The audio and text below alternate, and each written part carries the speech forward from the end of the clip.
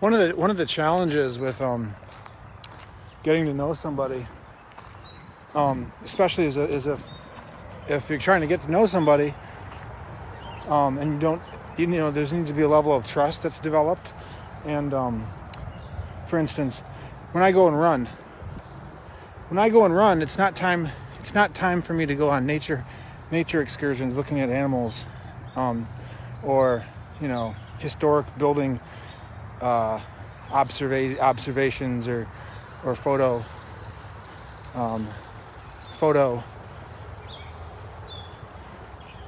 photography, whatever you want to call it, sessions. Because when I go and run by myself, I go and run. I used to babysit children when I was 12, 13, 14 years old.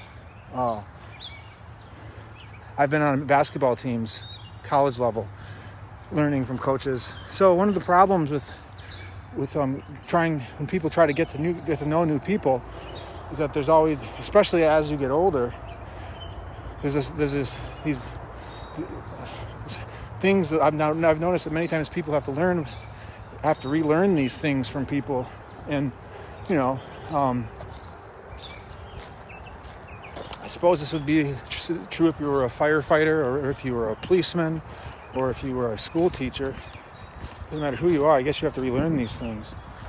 So just want everyone to know that when I go run and jog, I've been a college level athlete. I don't think everyone is a college level athlete. I don't try to push people to be college level athletes. I'm 6'7". I haven't seen anyone as tall as me in probably, I think I saw one person this year taller than me. So, again, this is another example of me being a very unique individual, where it's going to take everyone else extra effort to try to imagine what it's like being me, instead of me trying to imagine what it's like being you. I already do that because I have to do that, because I'm surrounded by everyone who's different than me. You guys are surrounded by everyone who's the same as you. So on the few dates and a few hikes that I have gone on with women, almost every single time, one of the first things that are mentioned is how long my strides are, how big my steps are. So I already know that I have to tone it down. I have to cut it back. I have to take it easy. I'm not a drill sergeant. You may perceive me as one when you see me exercising, but that's because so on this Saturday afternoon jog, I was feeling like I needed to show that there was this side of me that isn't all demanding, and it breaks down my workout to have to show you guys this, because now I've started taking pictures of nature, and which I enjoy doing, but this wasn't a nature hike, this was a jog. But the point I want to make is that if anyone views me as being this college level athlete that pushes people and can't tone it down, there's no truth to that. There's never been any proof suggesting that. So you see, it's one of those things. Momentum is a real thing. Momentum. It happens with businesses. Successful business owners know this better than anyone else. So when you're jogging, the momentum that you start with is really important to try to continue through with it, because it's that same attitude, that same mentality, many times is also what helps your business succeed. So it's just the general way of thinking. Now, if I had a girlfriend who, obviously isn't going to probably be as tall as me, and probably hasn't been a college level athlete,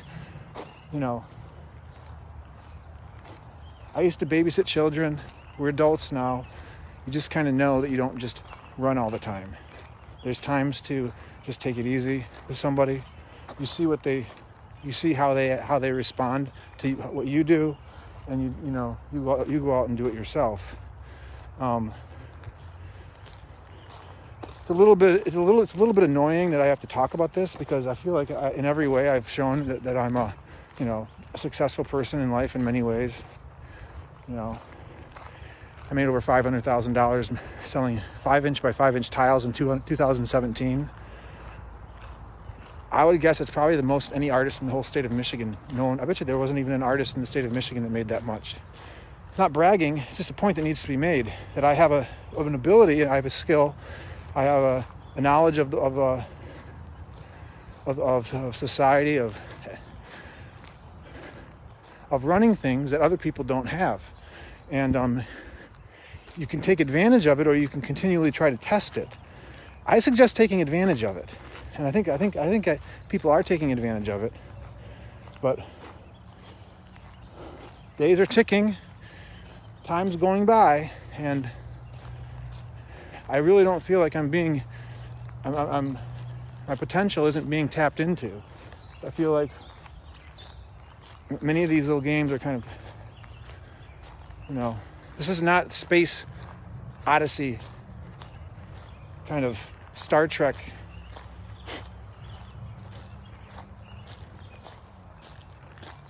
games that I'm being put through. These are kind of like going through the motion, kind of like this is run-of-the-mill kind of stuff. So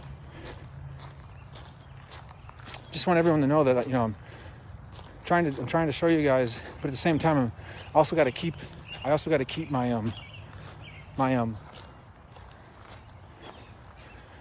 level of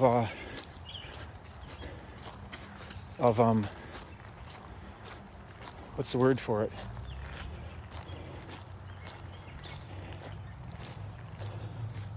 I have to keep my level of drive constant in some level.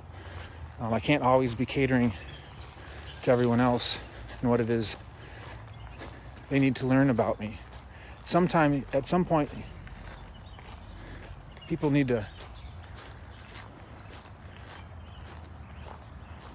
change their gears as well. So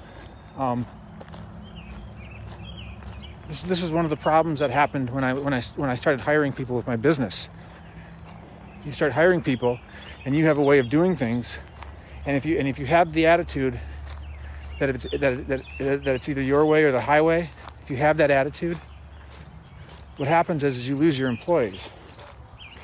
So the challenge is how do you keep your drive when you know everyone else isn't capable of sustaining what it is you are capable of, and not losing what it is the drive that you have, while you have to take it back a notch and let everyone else who can't keep up with you perform. That's the challenge. Because what happened with me is as soon as I started hiring my employees, since it was always just me, and now I had these new people helping me, those new people couldn't keep up with me. So I had to change my gears.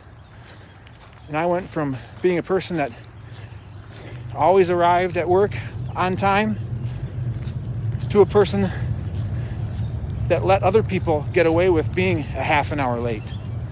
Because if I were to ride them and get after them every single time they were late, especially when you have part-time employees, you lose your employees. They don't want to deal with it. Part-time employees, they don't care. So the challenge is to keep my high level of performance while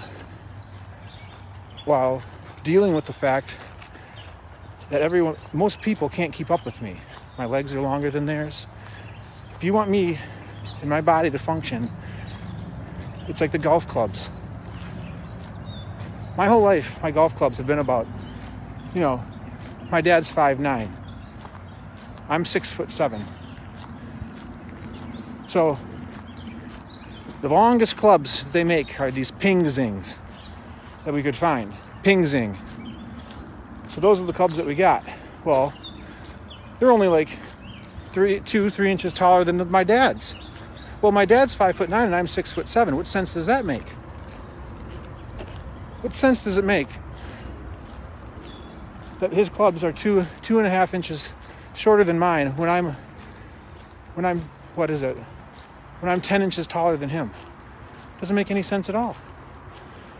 So finally, I'm down here and I'm getting these clubs made I'm putting 5 more inches on them because that's what I always should have had.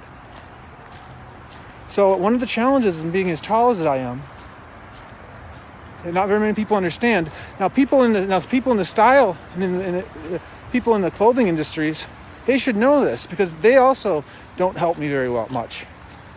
I'm never able to go into a store and buy with the clothing that I want, to get the look that I want, to have the style that I want.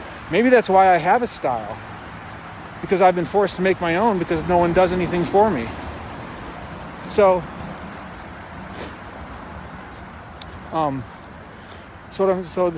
I'm saying is I'm walking right now because I started this jog just as an exercise, and then I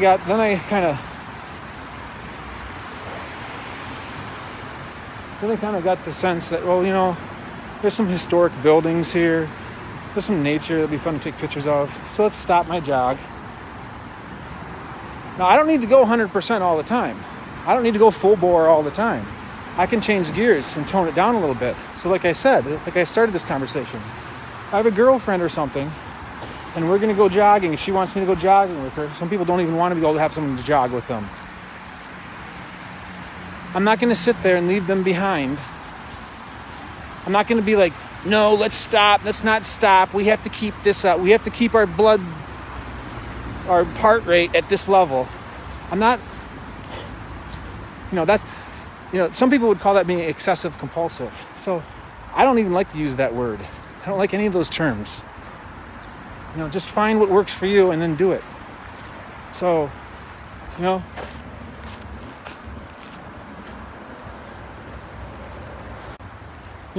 got my cat shorts on still.